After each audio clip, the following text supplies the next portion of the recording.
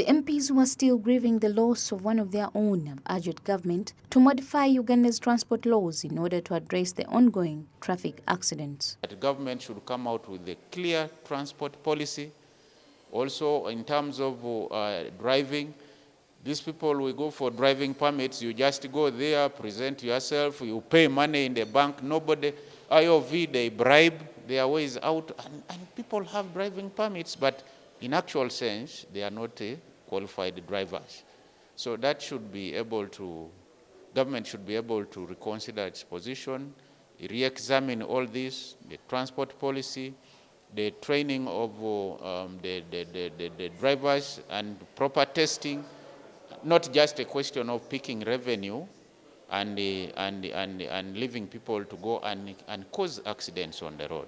According to Honorable Oseku, despite being the most expensive in East Africa, Ugandan roads still cause turmoil. He insisted that people want the government and engineers to identify and curb the root of the problem. The roads are very narrow, and yet we are told that this country's road construction per unit is the most expensive in the whole of this region and perhaps in Africa.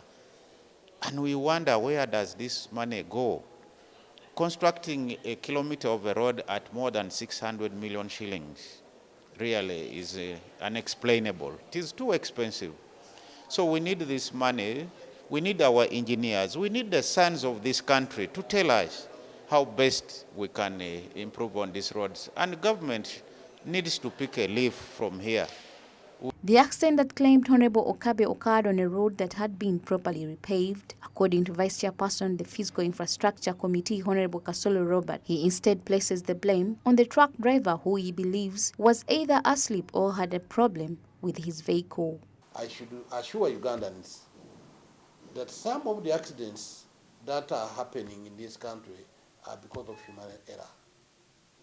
Now, a case in point of where our colleague perished from in Naboa, Budaka district. This is the place where I come from. It is a straight section, it wasn't a corner, and the road is good and very wide enough. Now you only see that the issue was a human error, that either this lorry driver was sleeping or he made a mistake, and that claimed the lives of our colleague and the wife. Kasolo emphasizes that although it is true that 60% of the roads in Uganda are in bad condition, particularly in the central business district, these would soon be fixed owing to a $288 million loan that KCCA obtained from the African Development Bank. The central business area roads are bad. Some of them have potholes and what have you, but I can rest the hearts of Ugandans that KCCA has just secured a loan of working on 70 kilometers within the central business areas. So we are going to see many of these roads worked on. Whether they are bad apparently, but I know the process is going on very well. The procurement process are going on. A lot of issues are happening. Now, we only need to be patient, but of course we know the urgency of the matter and that Ugandans desire to have better roads. According to parliamentarians, the government should speed up the railway lines to lessen the traffic of big vehicles carrying freight over long distances, which has contributed to several road accidents. Go to Mbale now. The place is terrible. If you drive there at night, you cannot, if you are not going to slow and be careful. And every morning you will pass there and you find a big truck is lying down. An accident is on this side. Boda has been knocked. Every day. It's only that some of the accidents are not reported. But trailers are falling. Every morning I cross that road, I find a trailer is lying down. This tells you that indeed we need a better way of handling this cargo. We need the railway transport as soon as yesterday to reduce the burden on the roads. Government is trying to address this. That's why you are seeing, of recent, we have just secured a loan of 1.7 trillion, which is going to help a lot to make sure our rail line is put back. We are aware that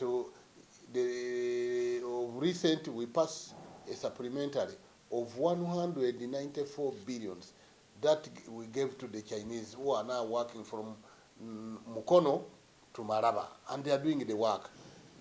These other areas of Luzira and what have you, the railway, is the way to go if we are to save our roads and if we are to save Ugandans from having problems on the same road. We have a challenge of those heavy vehicles, not only in urban, even in our rural areas where we come from. We have these sino trucks. They are killing our people there recklessly. We have these now vehicles from the border, cargo trucks. They are doing a disservice to Ugandans. Speeding, drunk driving and operating vehicles in poor technical conditions have historically been blamed as the main causes of the seasonal increase in accidents. But unfortunately, the figures keep rising since nobody seems to be learning. Road users and drivers are urged to use caution, especially during this holiday season. Finally, be considerate of other road users and plan your trips in advance to prevent speeding and drunk driving. Samlanifa, Smart 24 TV, Parliament.